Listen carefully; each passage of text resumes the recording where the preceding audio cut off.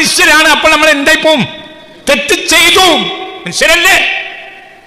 അവൻ തെറ്റെയ്തു. അപ്പോൾ അവൻ പൊറുക്കുന്നു. കഴിഞ്ഞൊരു ക്ലാസ്സിൽ ഞാൻ നിങ്ങളോട് പറഞ്ഞു, ഒരു ദിവസം എത്ര തെറ്റെയ്തു? എന്നിട്ട് അള്ളാഹിനോട് ഓരോ തെറ്റ് ചെയ്യുമ്പോഴും പറയും, പടച്ചോനെ മാപ്പാക്കണേ. എന്നിട്ട് പൊറുക്കെല്ലാം തേടി. അപ്പൊ അത് പുറത്തെടുത്തു. പിന്നെ 10 മണിക്ക് രാവിലെ കള്ളുടിച്ചു. പിന്നെ പൊറുക്കെല്ലാം തേടി പുറത്തെടുത്തു.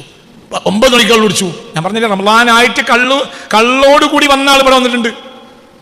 പള്ള ഫുള്ള് നേരം വെളുക്കുമ്പോൾ 9 മണിക്ക് അവർ വന്ന് ആ വ്യക്തി വരുമ്പോൾ ഫുൾ ലോഡാ. ആ വ്യക്തിക്ക് ഒരു ചാൻസ് ഉണ്ടല്ലോ. എന്ത് റബ്ബേ നീ എനിക്ക് പുറത്ത് തരണേന്ന് പറഞ്ഞാൽ എന്റെ റബ്ബ് തെറ്റിൽ നിന്ന് പൊറുക്കലെ തരുന്നവൻ എന്തുപോലെയാണ്? തെറ്റിൽ പൊറുക്കലെ തരുന്നവൻ ആരെ പോലെയാണ്? തെറ്റില്ല ചെയ്യാത്തവനെ പോലെയാണ് എന്ന് പുണ്യ റസൂൽ. പിന്നെന്താ പഠിക്കണത്? എന്തിനു പഠിക്കണത്? ആ കള്ളു വയറ്റിലിരിക്കവേ അള്ളാഹ് കൊടുത്തു കൊടുക്കും.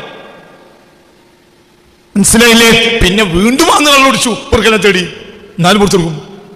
ഒരു ദിവസം 70 വട്ടത്തിൽ ആരെയും കള്ളുടിക്കാൻ കഴിയൂലല്ലോ. കയ്യോ?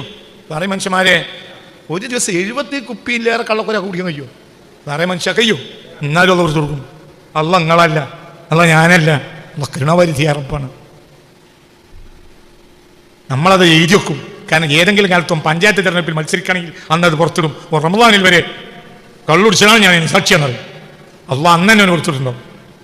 മനസ്സിലായില്ല? നമ്മളത് എഴുതി വെക്കും. കാരണം ഏതെങ്കിലും പള്ളി കമ്മിറ്റിയിൽ വരികയാണെങ്കിൽ അവനെ പുറത്തിടാൻ വെപ്പ. ഇവനൊന്നും പള്ളി കമ്മിറ്റി പറ്റൂല. റമളാൻ മാസത്തിൽ കള്ളുടിക്കുന്നത് ഞാൻ കണ്ടിട്ടുണ്ട്. അപ്പൊ അവനെ പുറത്താക്കി. അന്ന് തന്നെ ആര് പുറത്തിട്ടുണ്ടാവും? അള്ളങ്ങളല്ല, അള്ളാഹല്ല, അള്ളാഹുവാണ്. ഇതൊക്കെ ഇന്ന് പറയാനുള്ള കാരണം എന്തെന്നാൽ, നിങ്ങൾ പേടിക്കണ്ട, എന്ത് മോശക്കാരനാണെങ്കിലും ആര് പൊറുക്കും? അള്ളാഹ് പൊറുക്കും.